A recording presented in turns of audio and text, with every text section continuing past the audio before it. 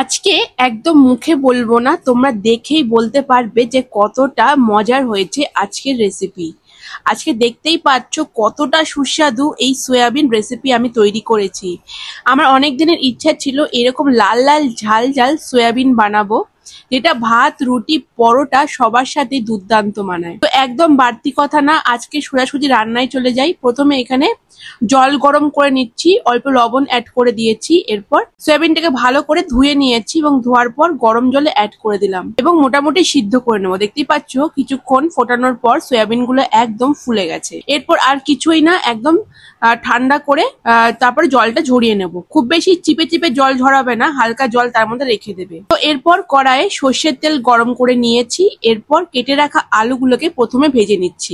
বেশ ডুমো ডুমো করে কেটেছি, সয়াবিনে যেমন আলু কাটা হয়, খুব বেশি বড়ও না খুব বেশি ছোটও না, এই সাইজের আলুগুলোকে কেটে একদম লাল লাল করে তেলের মধ্যে ভেজে নিয়েছি। এরপর তুলে রাখছি। এখন আমি যে সয়াবিন গুলো সিদ্ধ করে নিয়েছিলাম সেগুলো জল ঝরিয়ে নিয়েছি হালকা করে।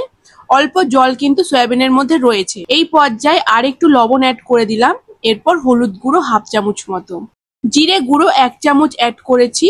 এরপর লাল লঙ্কা গুঁড়ো অল্প পরিমাণ, আদা রসুন পেস্ট দিয়েছি হাফ চামচ মতো। দেওয়ার পর সমস্তটাই ভালো করে মাখিয়ে নিচ্ছি। সুন্দর করে মাখাতে হবে যাতে সমস্ত জায়গায় লেগে যায় সয়াবিনের।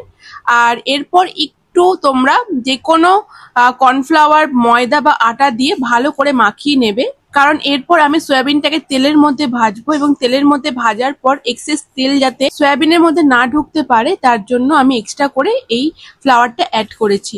মাখানোর পর একদম বাকি যে তেল ছিল আলু ভাজার পর, সেই তেলের মধ্যে ভালো করে ফ্রাই করতে হবে। দেখতেই পাচ্ছ বেশ লাল লাল হয়ে গেছে সয়াবিনের গাটা, তার মানে আমার ভাজাটা কিন্তু কমপ্লিট হয়ে গেছে। তো সয়াবিন আলু দুটোই মোটামুটি ভাজা হয়ে গেছে।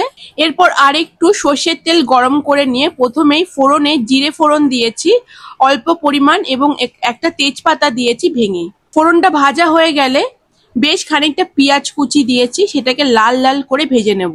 রং চেঞ্জ হলেই প্রথমে এখানে কাঁচা লঙ্কা থেতো করে রেখেছিলাম সেটা দিয়ে দিলাম। ঝালটা যেরকম খেতে চাও সেই পরিমাণ ঝাল দেবে, তবে এই লঙ্কাগুলো বেশ বড় দেখতে হলেও ঝালের পরিমাণ কিন্তু খুবই কম।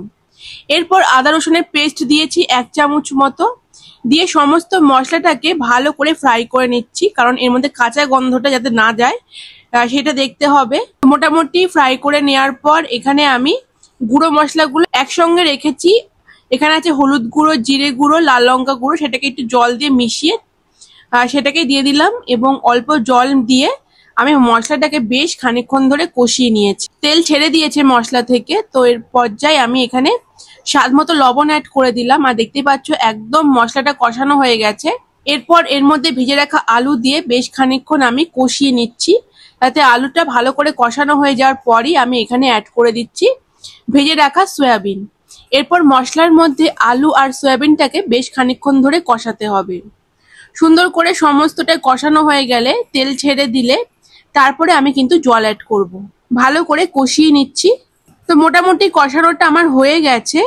এই পর্যায়ে আমি এখানে গরম জল অ্যাড করেছি। ঠান্ডা জলটা না দিলেই ভালো হয়, কারণ ঠান্ডা জল দিলে ঝোলের টেস্টটা কিন্তু সেভাবে বেরায় না। তো সেই পর্যায়ে তোমরা উষ্ণ বা গরম জল অ্যাড করতে পারো। ভালো করে মিশিয়ে দিলাম সমস্তটাই। ফুটে আসলে ঢেকে রাখবো যাতে আলু সয়াবিন সমস্তটাই ভালো করে সিদ্ধ হয়ে যায়।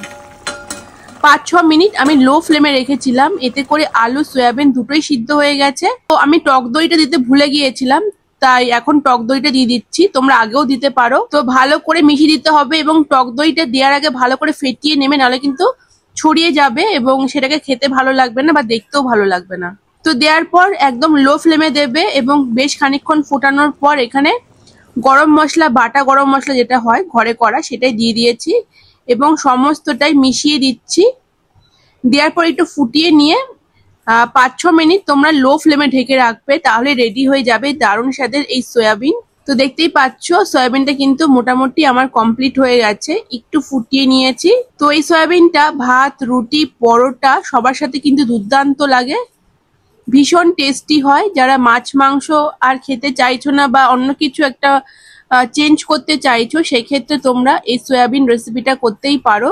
যে কোনো দিনেই এরকম একটা সয়াবিন হলে সাথে পরোটা জাতীয় কিছু হলে খাওয়াটা কিন্তু একদম জমে যায়। লাচ্ছা পরোটা বলো বা নান রুটি বা রুমালি রুটি যে কোনো কিছুর সাথেই এই সয়াবিনের স্বাদ কিন্তু অসাধারণ হয়। এছাড়া ভাতের সাথেও কিন্তু দুর্দান্ত লাগে।